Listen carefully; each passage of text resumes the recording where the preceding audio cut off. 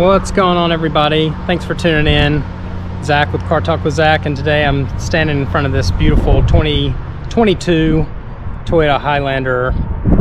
It's a hybrid limited, and before I jump into it, I want to invite you to subscribe into my YouTube channel, and click subscribe and ring the bell and make sure you're not missing anything. So without further ado, let me tell you a little bit about this Toyota Highlander.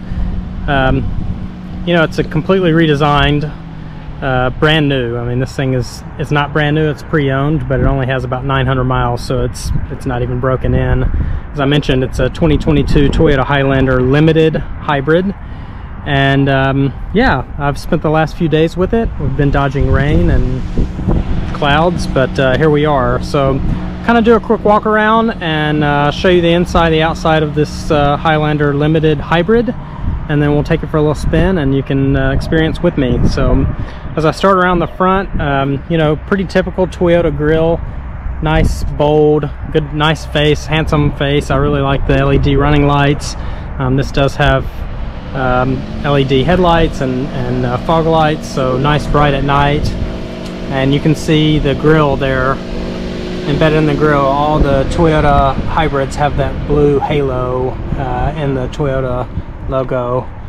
But coming around, good use of chrome, not too much black plastic. It looks really nice. 20-inch wheels. It wasn't that long ago when you had to get 20-inch wheels as a custom package or maybe even on a custom vehicle, but now they're pretty standard on a lot of vehicles. But this is a nice looking chrome looking or brushed chrome look finish on a 20-inch wheel. Coming around the side, one of the biggest, boldest body lines that I can remember seeing in a long time. You can see this body line that runs kind of along the side of the vehicle and then back up that back door along to the back of the vehicle. It's really, really strong, and from some angles I think it looks awesome, and from other angles I think, man, that is a really big, bold angle, but it's there nonetheless. I do like how they've blacked out the A-pillars there, so it kind of looks like the roof line is floating along the top of the vehicle. Coming back around the side, again, this was redesigned just a couple of years ago, and I think they did a nice job with it. They've kind of elongated the taillights, which are LED. Again, you've got that blue haloed Toyota logo. Kind of a unique look there on the rear fascia. It's like a deep gray, kind of metallic.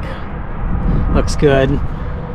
Nice use of the rear spoiler there to keep the sun and debris off that back window, but I do wish they had put the long LED strip that runs across the back like they did on the Venza. I think that would look cool on the back of the Highlander, but right now I think it's just a Venza feature. So coming back around to the other side, you can see that strong body line going towards the other direction, now back to front, and all in all, I really dig this white color. I think it looks good with the tinted windows and again that black A-pillar.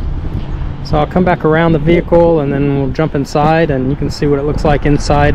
It is running right now. I mean, again, this is a hybrid, so right now fans are just cycling on and off, but the vehicle is on. It does have keyless touch. All you have to do is touch the door handle to lock the vehicle and then put your hand behind it to unlock the vehicle. Climbing in, you can see this has like a nice, really light gray perforated leather seat. And then jumping in, this enormous, I'm having a hard time getting that door to close all the time. This enormous 12.3-inch infotainment center is interesting, and I'll get into that here in a little bit while we're driving it.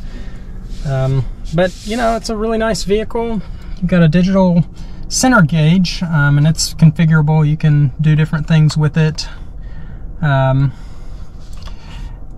As I cycle through the menus here, you've got radio and driving support and digital speed, seatbelt status, and different, you can select different modes. The gauge here on the left will show you, if you're charging or if you're using full power or if you're in eco mode.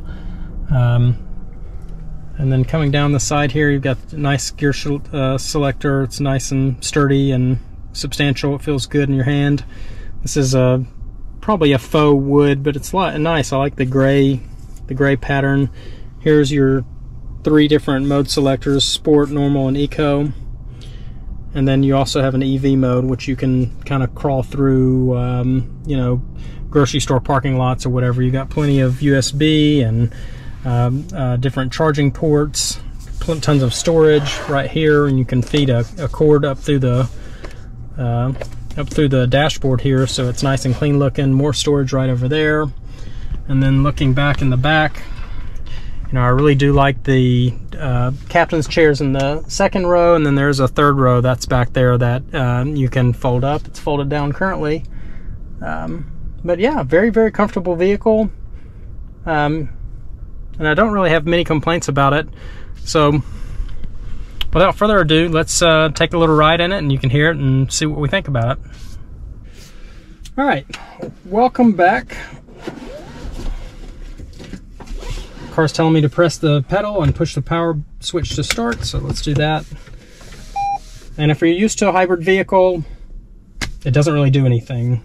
There's a little bit of a video here in front of you. It's telling me who's sitting in the vehicle, if any seat belts are being used. There, it just started up for the engine because we're sitting here idle, but there's a nice little graph here. It's showing that the engine's feeding the battery right now, but as we're driving, it will change and configure to show that the engine is powering the wheels, or the battery is powering the wheels. And again, you've got this other gauge here on the left that will show when it's doing the regenerative braking, or if you're, you know, using too much power for it to be in eco mode. Yeah, so let's take a spin and see how it does. I picked this vehicle up from Laird Nuller Automotive on Saturday late afternoon, and so I've spent, today's Tuesday, I've spent a few days with this car, and it's nice. It's comparable to my car. I have an Infiniti QX60, and you know, while mine's not a hybrid size-wise, this car is somewhat comparable to my car, and you know, I've enjoyed spending time with it. Like I mentioned earlier, it has 911 miles right now, so it really hasn't even been broken into. Yeah, it's quiet, it's comfortable, it's smooth, smells awesome, being that it's a new car, new-ish. But yeah, everything works well. This infotainment center is kind of interesting. Because there's always something that's going to be here on the screen. It's never all map. It would be nice if you could have, you know, all 12 inches there of map, but you can't, because there's always something else going to be on the screen. So there's audio, different audio settings. But you can kind of see how the menu, I don't know, maybe you can see that menu kind of bounces around. It's kind of interesting. I do like this energy monitor. It's really pretty neat, showing you how the car is configuring itself to be most efficient. You know, fuel economy for this thing combined is 35, so really, really strong fuel economy. That compared to the non-hybrid Highlander, you know, it's about an 11 mile per gallon improvement. So if you're in the market for a Highlander, maybe consider that, depending on how much you're going to drive it. Maybe consider you know, ponying up for the hybrid over the standard V6. You know, this is a 2.5 liter 4-cylinder engine. It's tied to 2 electric motors. This one is all-wheel drive. You know, so it's not a car that, you know, you're going to drive super aggressively. It does have a sport mode. That's just going to restrict it from being in a battery. It's basically taking the battery out of the driving dynamics. And then there's normal mode and eco mode. But you know, I will say, and I tend to drive more aggressive than not, especially when I'm in different vehicles that have that flair, that feel. But this car is a car to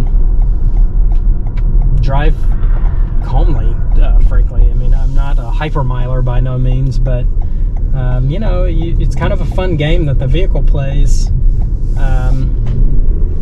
You're trying to get the battery to power the engine more than the vehicle. It's like I said, it's kind of an interesting game that I found myself playing. You know, at speed, pulling out onto the interstate here, or highway, but yeah, I mean, at speed, once it goes to speed and it doesn't need the engine, or it doesn't need all-wheel drive, you know, it's gonna disengage different systems to get the best fuel economy. You probably just heard it beeping at me. It's got blind spot monitoring, lane departure monitoring, lane departure assist, so it's beeping at me that I was changing lanes without using the turn signal. It's got emergency braking, so it's a nice, safe vehicle. It's a great family vehicle, and like I said, that second row captain's chairs are a no-brainer if you have you know, more than 2 kids, or you're going to be using that third row more often than not. That second row bench is a much easier way to get kids back and forth from that third row. And I know, like, there's been a lot of innovation on how to move that second row, how to fold them up for better access, but you know, a lot of that innovation goes out the window once you put a child seat in the second row. So I really like that second row captains for access to the third row. I hope you can hear, this car is whisper quiet, even when the engine's running. You know, I'm rolling at about 70 miles an hour right now, and the only noise I'm hearing is the wind on the outside of the vehicle, and it's not excessive. You can tell this vehicle's nicely insulated. Kind of going over some compound joints there in the road. It's taking solid and soaking those bumps up. There's not really any body roll. I mean, it really is it's a well-built vehicle. You'd expect that out of Toyota.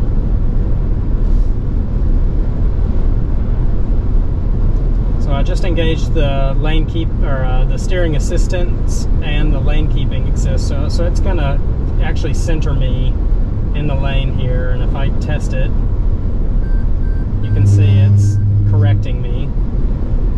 So nice technology. Keep you centered in the lane.